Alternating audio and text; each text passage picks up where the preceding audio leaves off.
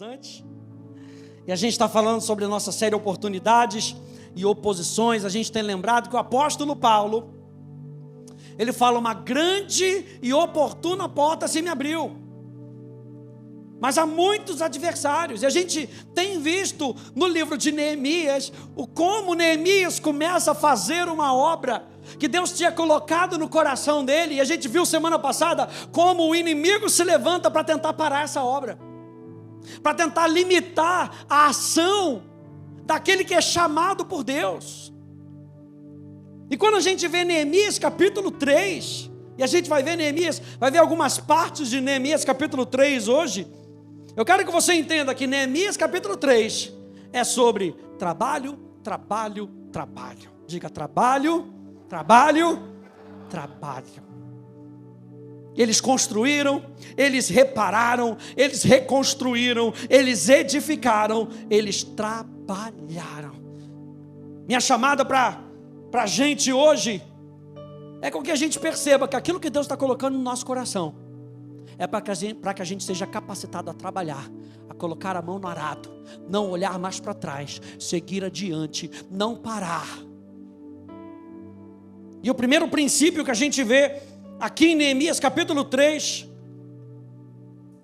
é que se a gente tem algo no coração, o primeiro princípio, nós vamos precisar fazer alguma coisa. Não adianta só a gente ficar olhando para o plano, a gente ficar olhando para o sonho. Se Deus colocou algo no seu coração, a gente já falou sobre isso, vamos nos preparar, vamos começar a se preparar, a se mover de alguma maneira. Eu falei isso para você, que a gente precisa começar a se mover em direção ao nosso futuro. Não dá mais para ficar olhando para o passado, para as nossas impossibilidades. É necessário com que a gente arregace as mangas. E 2024 é um ano para a gente arregaçar as mangas e trabalhar com aquilo que Deus está nos chamando a fazer. O segundo princípio que a gente vê é o princípio da unidade. O que a gente precisa fazer, nós vamos precisar fazer alguma coisa juntos. Não dá para fazer sozinho. O tema da minha mensagem de hoje depende de nós.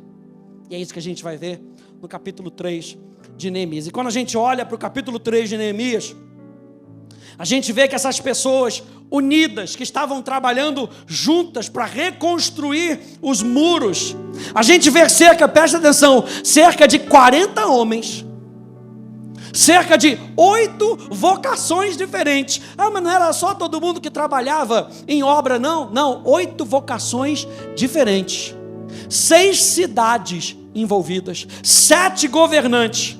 A Bíblia chega até a citar um homem e suas filhas. Muitas relações familiares diferentes, muitos grupos profissionais e faixas etárias diferentes. Qual era o diferencial desse grupo? Todos aqueles que amavam aquela cidade cooperavam. Vou falar mais uma vez: todos aqueles que amavam aquela cidade cooperavam de alguma forma. Aí você via gente que era ourive, fazia ouro, fazia artifício de ouro. Como é que eu posso ajudar a fazer cimento? Como é que eu posso ajudar? Aliás, meu muito obrigado aos pintores da fé aí, aleluia, glória a Deus, aí, glória a Deus. Atenderam o chamado, pintamos lá em cima, por favor. Cuidado com as paredes lá em cima, aleluia, pintado novinha. Para mim, quando a gente estava lá em cima, pintando, eu pensei justamente nisso. Pessoas profissionais de todas as áreas, pintando parede junto. Você acha que eu sei pintar parede? Como diz meu amigo Júlio, aleluia. Como pintor, sou um bom pastor, aleluia. Mas gente, se a gente tem que fazer, a gente tem que fazer. E você vê o povo respondendo ao chamado de Neemias. Olha só o que diz Gálatas capítulo 3, verso 28. Ele diz: assim sendo, não pode haver judeu, nem grego, nem escravo, nem liberto, nem homem, nem mulher, porque todos vocês são um em Cristo Jesus. Se a gente precisa fazer alguma coisa, Deus não está pensando: é homem, é mulher, consegue fazer isso, consegue pintar, não consegue pintar. Ele só está querendo que alguém obedeça. Ele só está precisando de alguém que diga sim. E Deus capacita o teu sim. Deus capacita a tua vida. Isso revela então, gente, o princípio da unidade. Quando você for ler Neemias, eu espero que você leia Neemias 3 em casa. A gente vai ler algumas porções. Mas pensa no princípio da unidade nesse povo. Você está com a sua Bíblia de papel, aleluia. Logo no início do capítulo 3, você faz o rabisco e bota assim: a unidade do propósito. O princípio da unidade do corpo de Cristo. O trabalho que eles tinham que fazer, gente, não poderia ter sido concluído de maneira fragmentada. Um faz de um jeito, o outro faz de outro jeito. Não. Foram necessários todos eles fazendo juntos. Eu e você somos membros uns dos outros. Quem acredita nisso? Abre aí comigo então em Efésios capítulo 2. A gente vai ler duas passagens antes de Neemias capítulo 3. Efésios capítulo 2. Do verso 19 até o verso 22.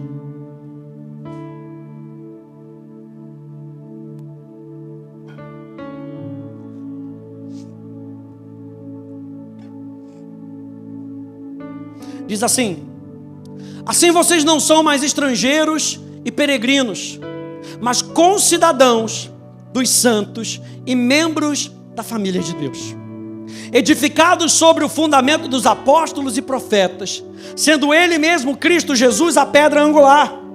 Nele em quem? Em Cristo, todo o edifício bem ajustado cresce para ser um santuário dedicado ao Senhor. Nele também vocês estão sendo edificados junto com os outros. Diga, junto com os outros. Isso aqui é importante. Junto com os outros, para serem morada de Deus no Espírito. Agora abra lá comigo 1 Coríntios capítulo 12. Volta lá um pouquinho. 1 Coríntios capítulo 12. A gente vai ver do verso 12 até o verso 27.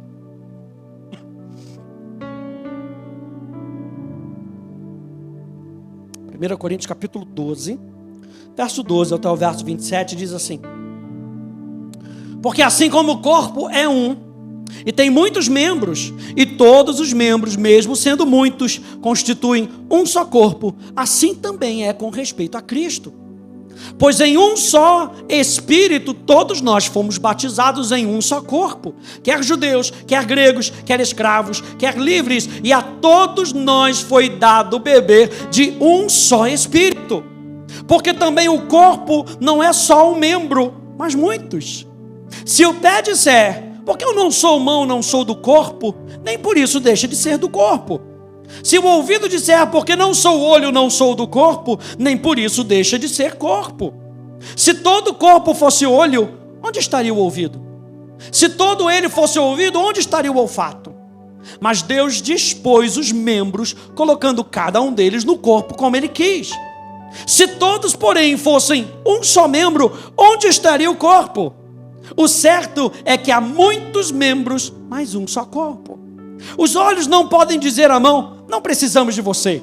E a cabeça não pode dizer aos pés, não preciso de vocês. Pelo contrário, os membros do corpo que parecem ser mais fracos são necessários. E os que nos parecem menos dignos do corpo, a este damos muito maior honra. Também os que em nós não são decorosos, revestimos de especial honra. Ao passo que os nossos membros nobres não têm necessidade disso. Contudo, Deus coordenou o corpo, concedendo muito mais honra àquilo que menos tinha, para que não haja divisão no corpo, mas para que os membros cooperem com igual cuidado em favor uns dos outros. De maneira que se um membro sofre, todos sofrem com ele, e se um deles é honrado, todos os outros se alegram com ele. Verso 27. Ora, vocês são o corpo de Cristo e individualmente membros desse corpo. O que ele está falando? Do poder da unidade, da gente conseguir ver o todo, que nós somos parte de um todo, e que a sua vida é importante, e que mesmo que você se ache Eu não sou tão importante assim para o corpo. O que eu posso fazer no corpo? Aquilo que Deus coloca no seu coração, você pode fazer e pode trazer diferença na vida de outras pessoas. Abra comigo então em Neemias capítulo 3. Então Neemias capítulo 3 está querendo falar sobre unidade. E eu quero ver e iluminar alguns pontos aqui de Neemias capítulo 3. E você vai ver que o trabalho que é feito aqui, o que parece ser, pastor, vai ler genealogia. Gente, o negócio aqui em Neemias é diferente. E olha só como é que eles começam. Neemias capítulo 3. Você lembra que no finalzinho do capítulo 2, Neemias dá uma rasteira em Sanbalat e Tobias e diz, vocês não têm parte aqui com a gente não. E Neemias começa a exaltar o Senhor. O povo diz, vamos nos preparar e começar a reconstrução. No capítulo 3, eles começam. E como eles começam? Gente, preste atenção nisso. Como é que o povo de Deus, como é que está o relato em Neemias que o povo começa essa reconstrução? Verso 1, Neemias capítulo 3 diz, então o sumo sacerdote Eliasibe se levantou com seus irmãos os sacerdotes e reconstruíram o portão das ovelhas. Aqui a gente não vai ter tempo de falar do simbolismo de todos os portões, mas eu acho interessante por onde eles começaram. Tinham 12 portões para eles começarem.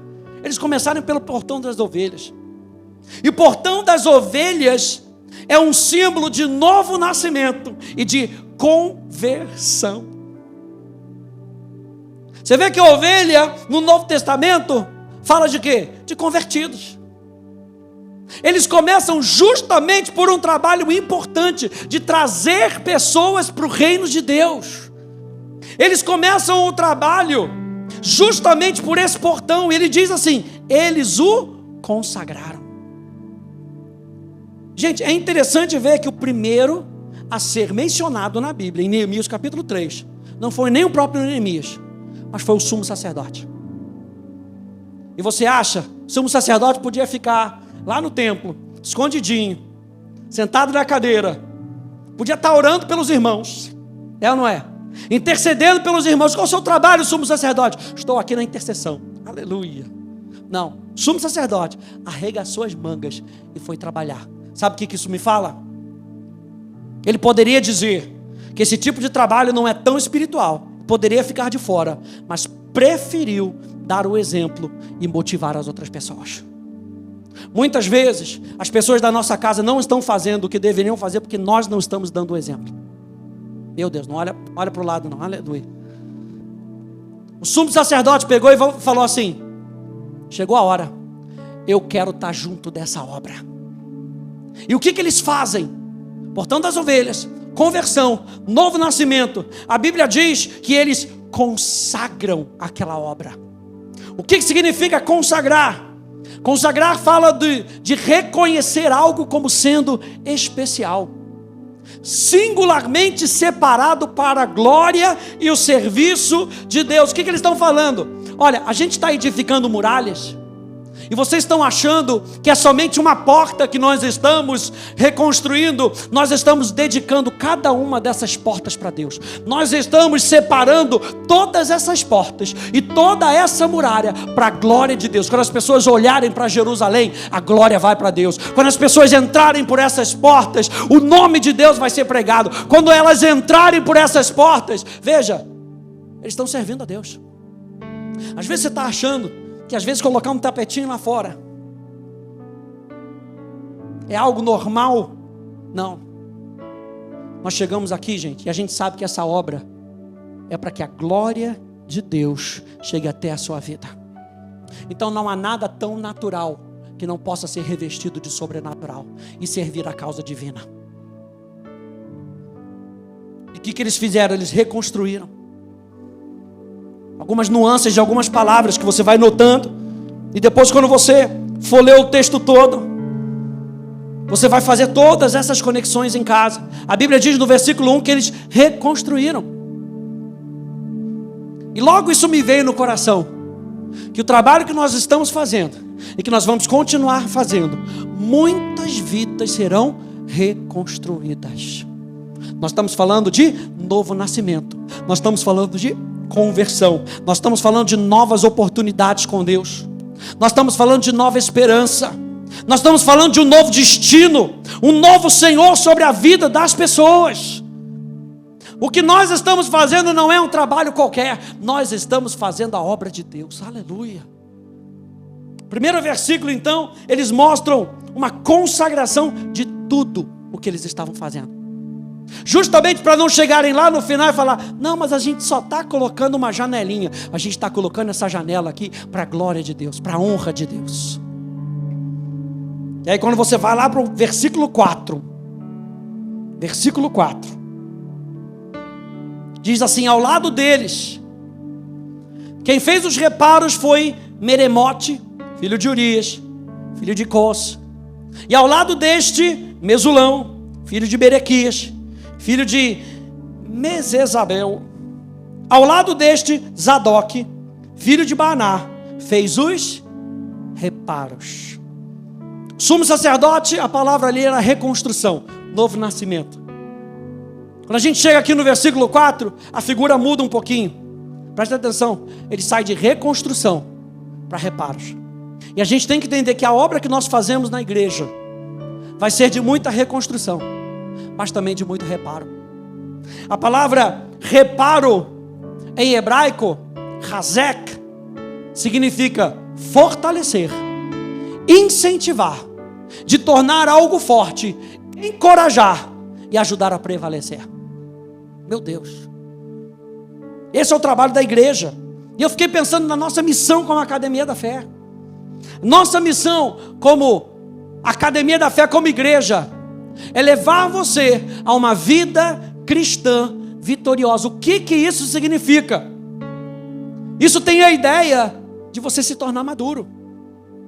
Porque quem aproveita de tudo que uma vida vitoriosa tem, é uma pessoa madura. Então o que nós queremos fazer como igreja, e proposta da nossa igreja, como Academia da Fé, é levar você ao amadurecimento. Efésios capítulo 4. Fortalecer a sua vida, para que você aguente o dia mau. Pastor, não sabia que o dia mau ia chegar. Vai chegar para todo mundo. Olha só, tem a ideia de você se tornar maduro, de ser mais forte. Tem a ideia de incentivar, de encorajar você a viver a vida de Cristo em Cristo. Gente, não tem vida de Cristo fora de Cristo. Não tem viver a vida de Cristo na periferia de Cristo. Nós só conseguimos viver a vida de Cristo estando em Cristo. E a nossa chamada aqui como igreja, e é isso que a gente vai fortalecer você até o final, é experimentar a vida de Cristo, que só consegue ser achada em Cristo. A vida vitoriosa é a vida de Cristo. E aí que nos lembra Efésios capítulo 4, verso 11 e verso 12. E ele mesmo concedeu uns para apóstolos, outros para profetas, outros para evangelistas e outros para pastores e mestres, com vistas ao aperfeiçoamento. A palavra aperfeiçoamento aqui é maturidade. Com vista à maturidade dos santos, para quê? Para o desempenho do seu serviço. A Bíblia chega ao ponto de dizer, você está crescendo em Cristo Jesus, você está crescendo para fazer alguma coisa em nome de Jesus. Cristianismo, gente, não tem como a gente ficar sentado. Cristianismo é bota a mão no arado. Cristianismo é sai semeando. Está chorando, mas não deixa de semear. Cristianismo é uma chamada a uma ação, com base numa transformação que eu e você recebemos de Cristo Jesus. Meu Deus! É muito diferente de toda e qualquer religião. Para a edificação do corpo de Cristo.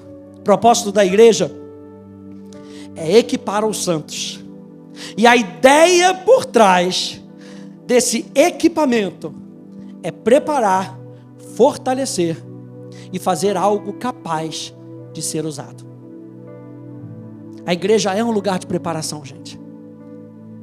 Não vem para cá só querendo ouvir uma historinha para você se sentir mais alegrinho e sair daqui. Ai, pastor, meus problemas. Não, o que a gente quer é com que você, pelo Espírito Santo, Deus abra os teus olhos para que você entenda que você pode vencer os problemas. Ninguém vai enganar você para dizer não tem mais problema.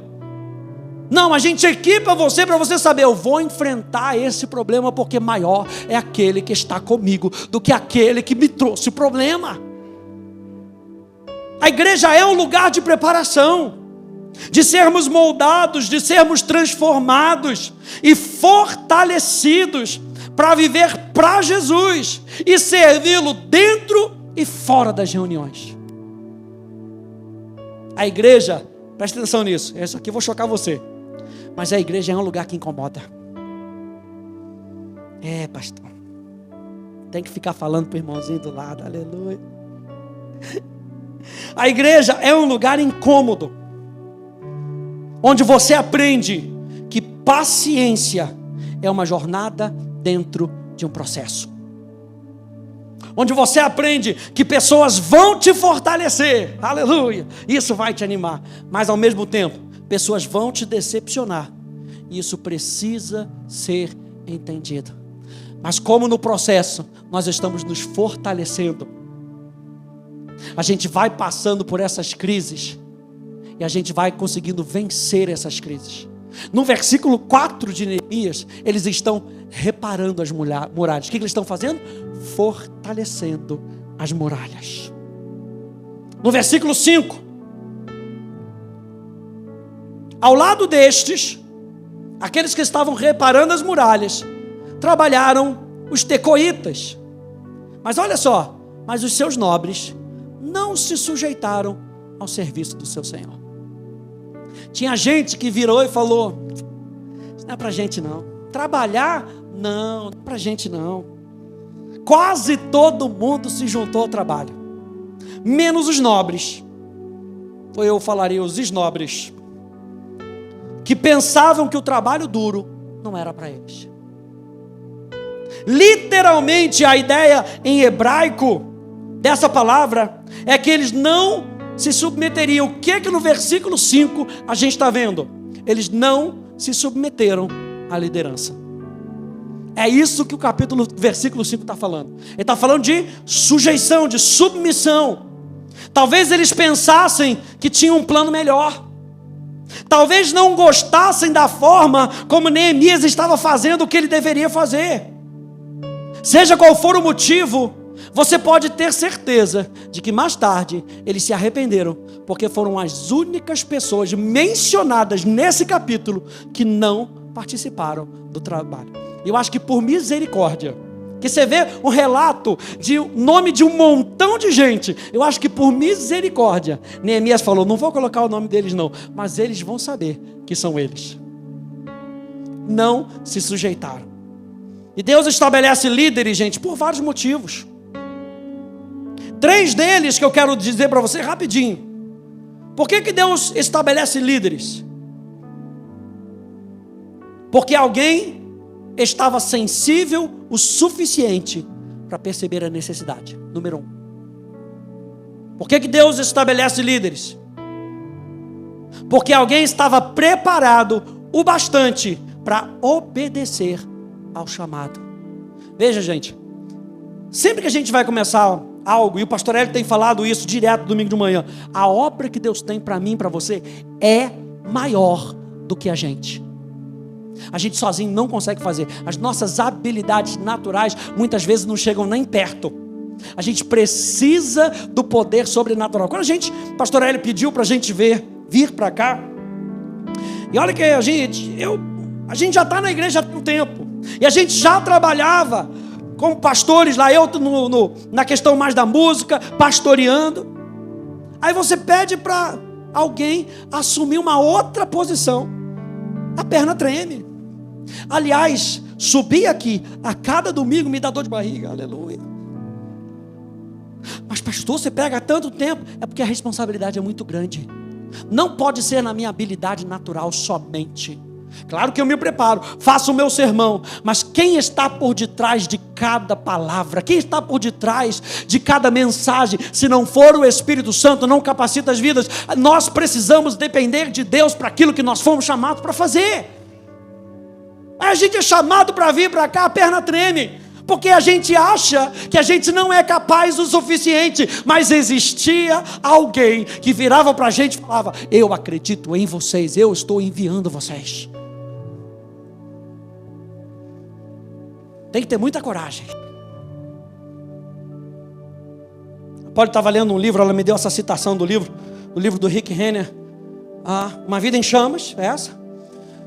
E o pastor Rick Renner, ele diz: a autoridade espiritual ou liderança não tem a ver com a idade, tem a ver com a missão.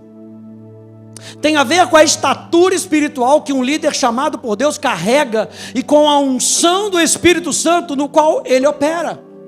Tem a ver com os dons com os quais Deus o equipa para cumprir esse chamado divino, e com o caráter que ele permite que o Espírito Santo cultive dentro dele, visando a mordomia sábia desse chamado. Liderança não tem a ver com o seu status, tem a ver com uma missão, que você traz essa missão para a vida das outras pessoas.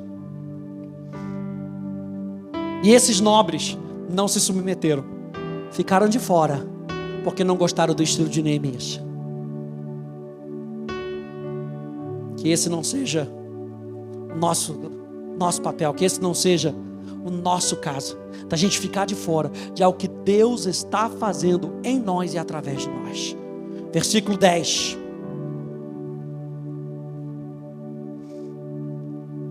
Versículo 10, olha só que interessante. Então a Bíblia está falando de reconstrução, a Bíblia está falando de reparos, a Bíblia está falando que nesse projeto vai ter liderança. E olha só o versículo 10. Ao seu lado, Gedaías, filho de Arumafe, fez os reparos em frente da sua casa. Diga, em frente da sua casa. Ao seu lado, Ratus, filho de Arrasebneias, aleluia, fez os reparos. Gente, parte da nossa oportunidade, a gente está falando sobre oportunidades e oposições. Parte da nossa oportunidade nesse ano, talvez não seja ganhar a cidade inteira. A gente bota isso, não, nesse ano a gente vai ganhar a cidade inteira, aleluia. Parte da oportunidade que nós estamos tendo de reparar ou de fortalecer, é o de fortalecer a nossa família. Neemias capítulo 3, verso 10. Fortalecer a nossa família. Gente, se o trabalho precisa ser feito, ele também deve ser feito na nossa casa. E a gente começou falando sobre reconstrução, novas oportunidades, novos destinos, Jesus sendo o Senhor da nossa vida. A gente foi para o versículo 4 falando de reparo, fortalecer, de incentivar. A gente precisa ver isso dentro da nossa casa. Então ore pela sua casa, declare a palavra de Deus sobre a sua casa. Talvez a sua casa ainda não seja uma casa que louva a Deus, mas eu sei que eu e a minha casa, Josué, eu e a minha casa serviremos ao Senhor. Eu vejo, uma vez eu ouvi um testemunho de uma mulher na igreja, e o marido dela, pensa, bêbado, só vivia bêbado. E aí alguém virou para ela e falou: não, porque aquele seu marido bêbado. Ele falou: não é assim que eu vejo ele, não. Eu vejo ele salvo, eu vejo ele transformado, porque a maneira como você vê é a maneira como você trata o outro. Então, por mais que aqueles outros viam aquele homem como bêbado, aquela mulher, ela via aquele homem como transformado. Então ela cuidava dele, como cuidava de um homem transformado. O que aconteceu? O homem foi salvo. O que a gente está fazendo pela nossa própria família? A gente quer fazer pela cidade, mas a gente não consegue fazer pela nossa própria família. E no versículo 10 de Neemias capítulo 3, o relato é: vamos fortalecer a nossa família. os nomes dos chefes das famílias nos mostram algo relevante para as nossas casas. E a gente vê aqui, por exemplo, Neemias capítulo 3, no verso 10, menciona Jedaías. E o seu nome significa aquele que clama a Deus. As nossas casas devem ser lugares de oração, onde a família invoca a Deus. No versículo 23, menciona Benjamim. E o seu nome significa filho da minha mão direita, falando de um protetor. Nossas casas devem ser locais de proteção e de paz. Você tem protegido a sua casa?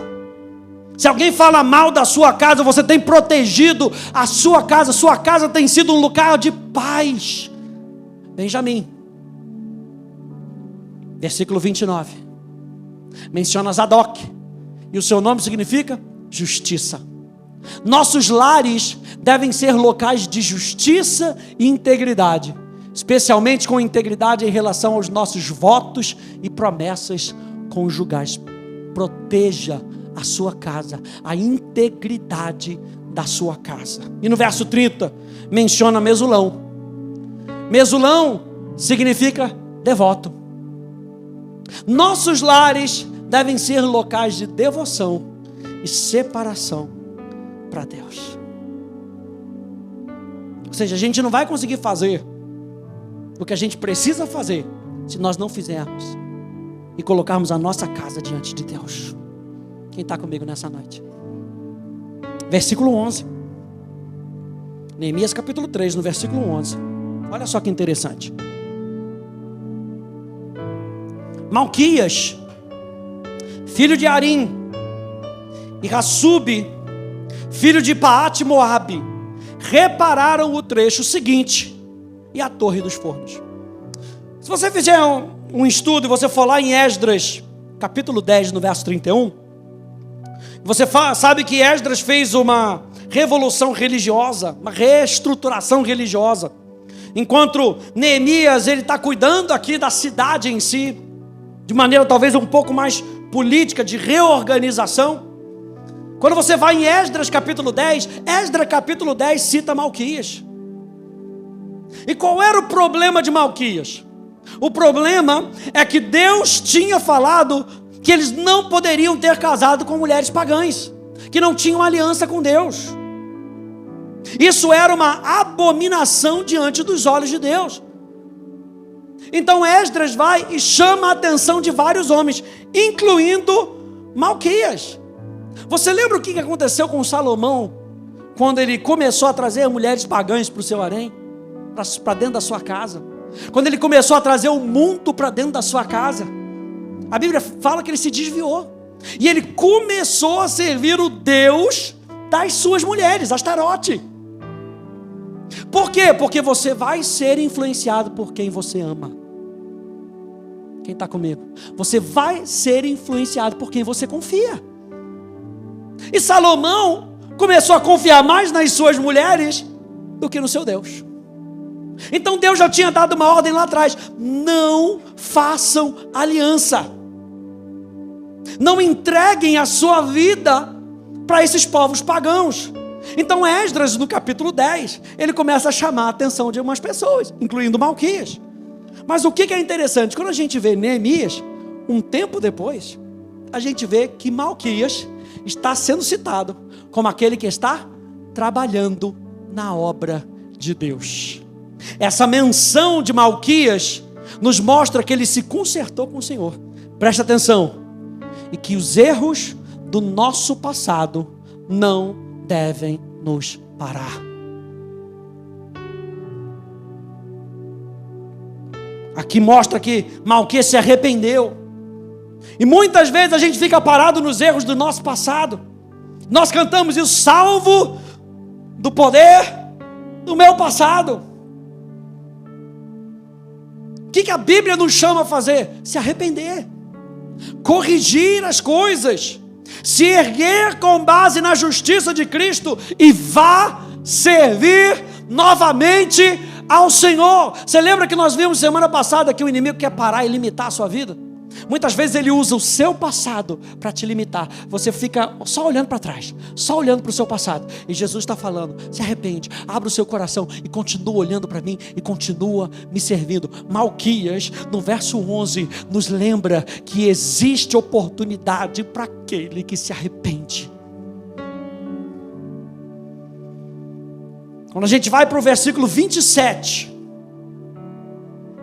versículo 27,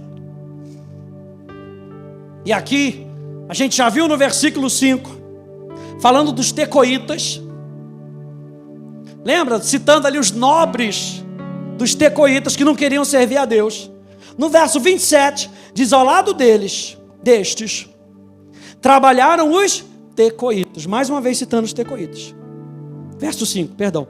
No verso 27 diz: depois, os tecoítas repararam, presta atenção, outro trecho, em frente da torre grande e alta, e até a muralha de Ofel. O que isso falou comigo? Esse verso 27. Isso aqui estava me mostrando a força de vontade dos tecoítas.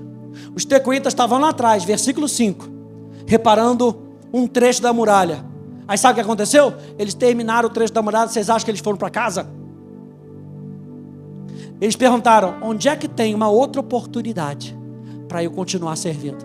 Então eles foram para o outro trecho da muralha.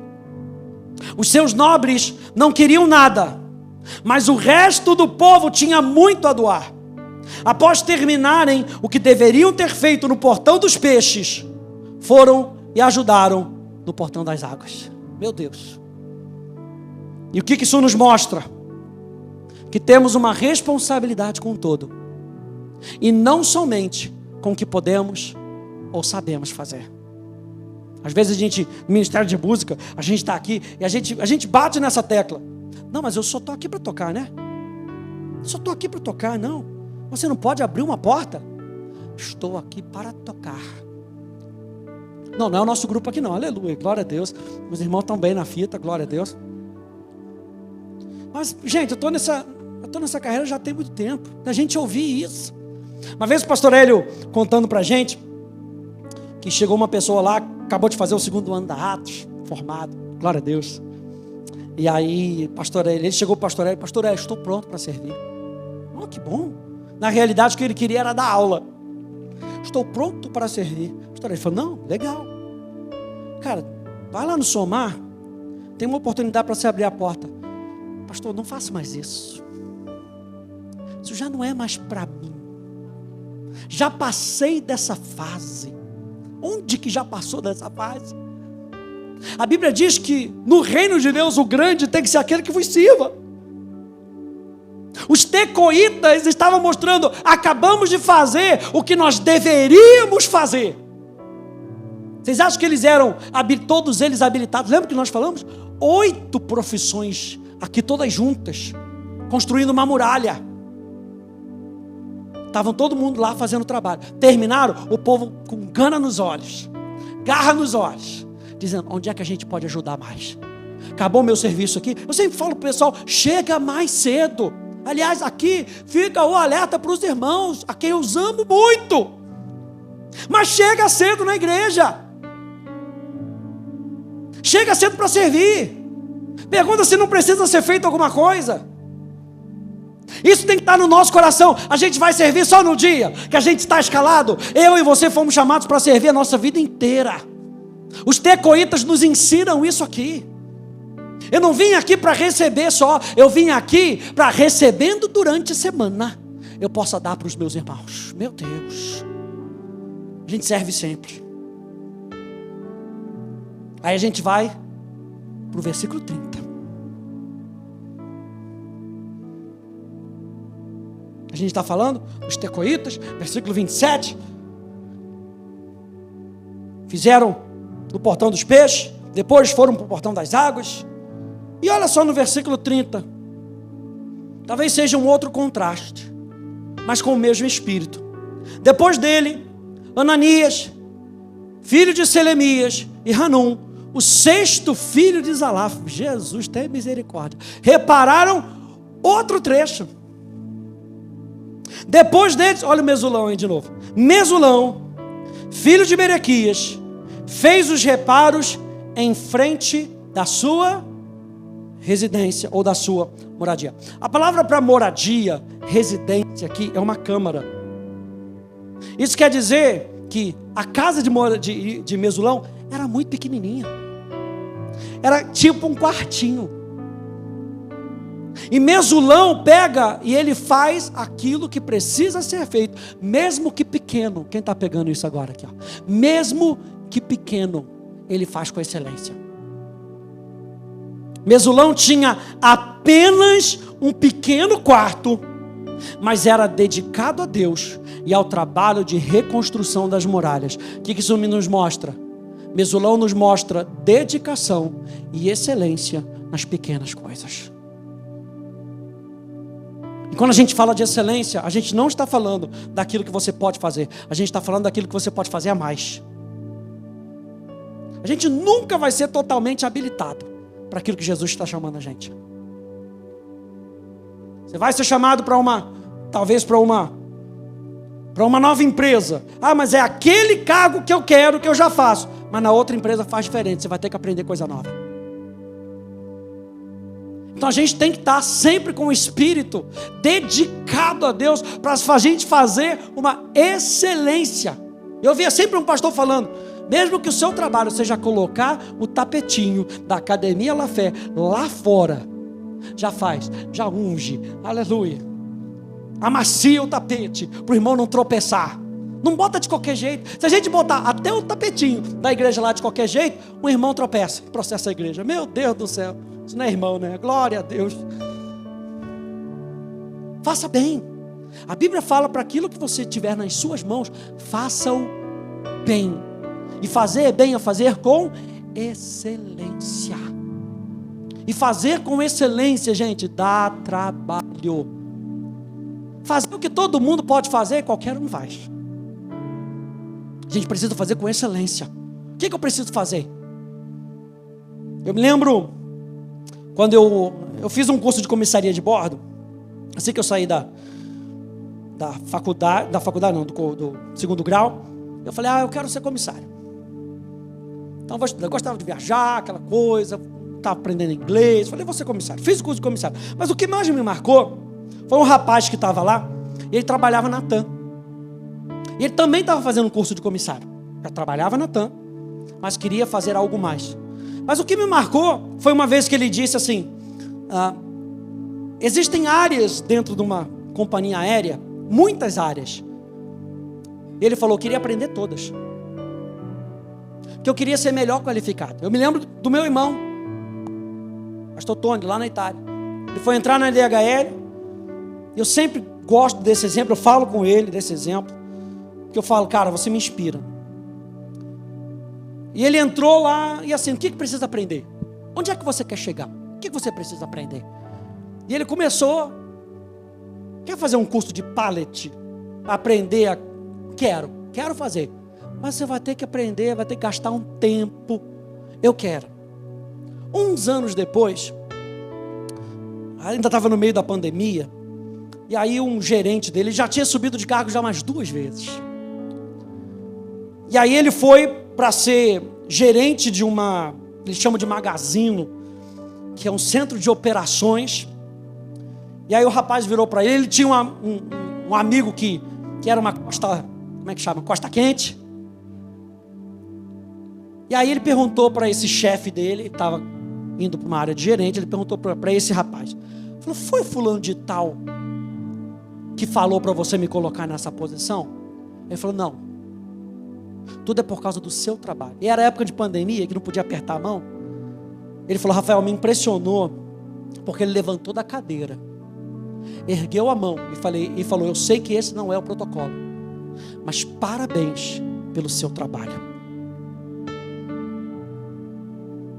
Isso é um espírito de excelência. O espírito de excelência não faz qualquer coisa. Você vai cuidar só da caixinha. Cuide da caixinha bem. Mas lembra dos tecoitas.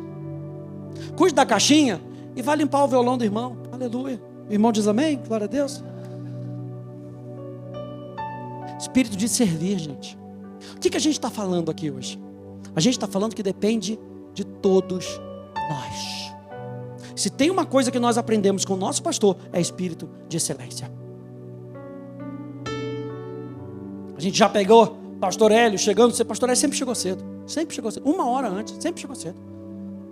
E a gente já pegou o pastor Hélio de terno e gravata, limpando a igreja. Porque tinha que limpar. Ele pegou, foi limpar a igreja.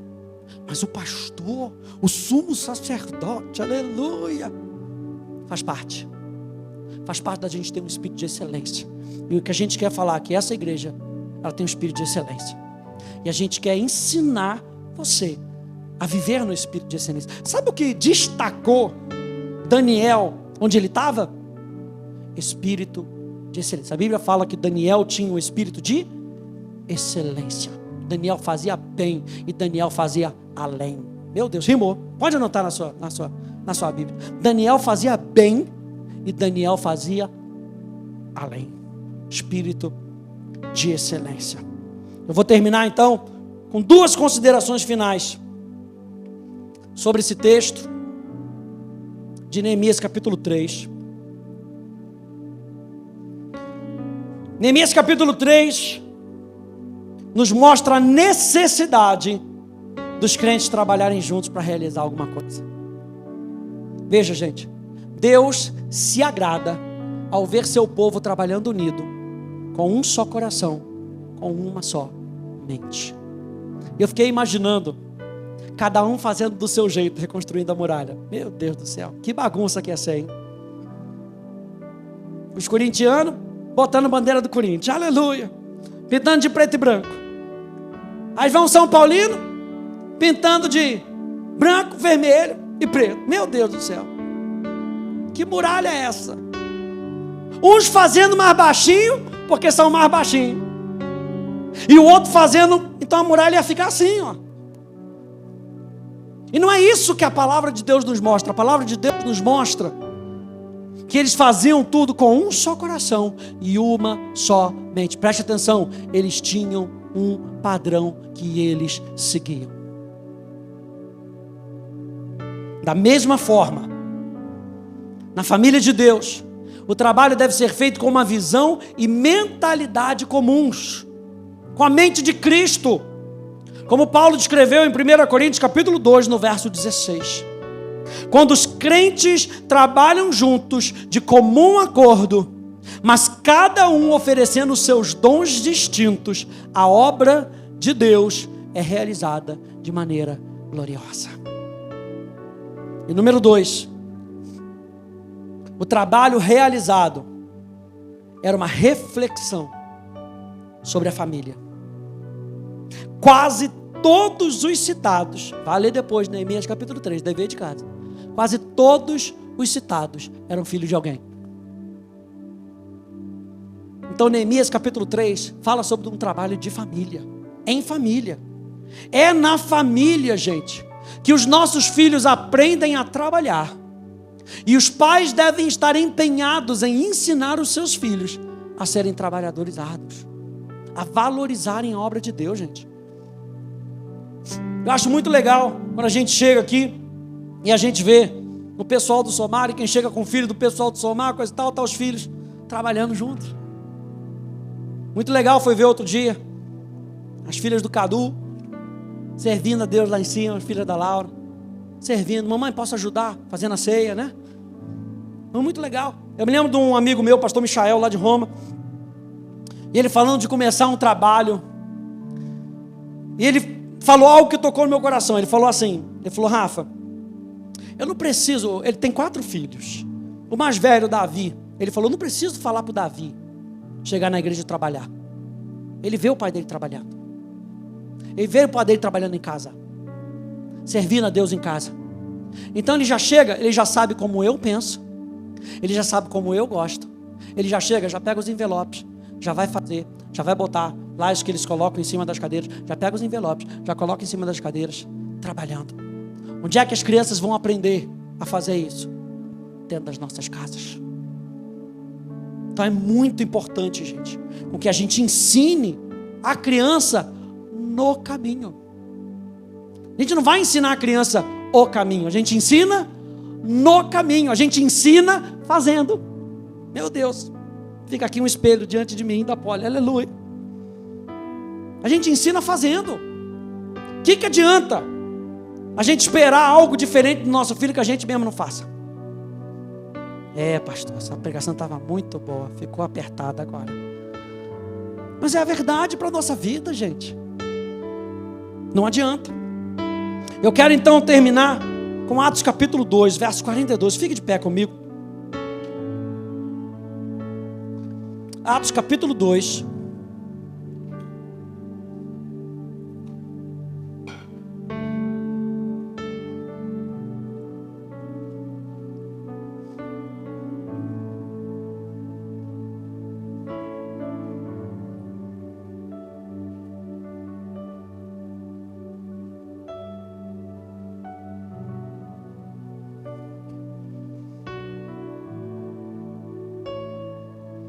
Atos capítulo 2, verso 42. Até o verso 47.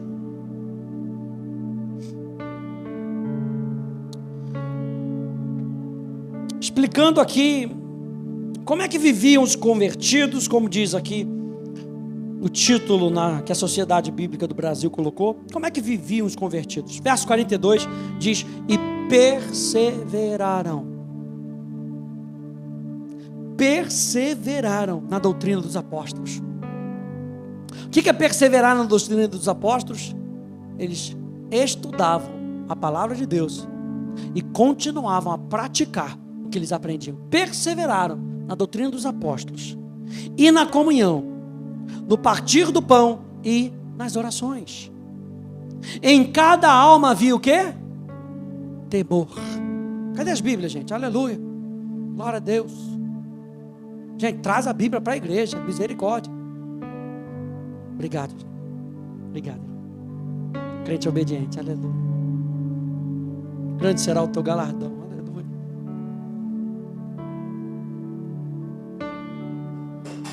Glória a Deus, aleluia. Em cada alma havia temor. Sabe o que é temor? Reverência a Deus, admiração a Deus. E muitos prodígios e sinais eram feitos por meio dos apóstolos. Todos os que criam estavam juntos e tinham tudo em comum. A palavra comum aqui no grego, koinonia, quer dizer que eles tinham o mesmo espírito, eles tinham a mesma mentalidade, eles estavam dispostos juntos. Vendiam as suas propriedades e bens, distribuindo o produto entre todos, à medida que alguém tinha necessidade. Diariamente perseveravam unânimes, ou seja, com um só coração, uma só mente, no templo. Eles iam para a igreja todo dia, glória a Deus. Partiam pão de casa em casa e tomavam as suas refeições com alegria e singeleza de coração, louvando a Deus e contando com a simpatia de todo o povo. Aí ele termina dizendo assim: enquanto isso, você vê que o trabalho que a gente tem é um trabalho espiritual. A gente está falando sobre isso, reconstrução, novos convertidos, novas vidas, nova esperança para as pessoas. A gente está falando de reparo, de fortalecer a igreja. Mas olha como é que ele termina aqui no verso 47. Enquanto isso, o Senhor lhes acrescentava dia a dia os que iam sendo salvos. Ele está falando, não era eles que ficavam correndo atrás. O que eles faziam? Eles viviam a vida cristã como deve ser. Oravam, estudavam a palavra, tinham comunhão, e isso refletia através dele na vida das outras pessoas. E aí, enquanto isso, o Senhor ia salvando, enquanto isso o Senhor ia trazendo para perto, ia adicionando. Então, gente, eu quero terminar falando isso. Esse trabalho que a gente tem que fazer como igreja, você vai fazer individualmente, você vai fazer na sua casa, você vai fazer com a sua família, e você vai ver o milagre de Deus acontecendo, para que isso possa ser para a glória dele.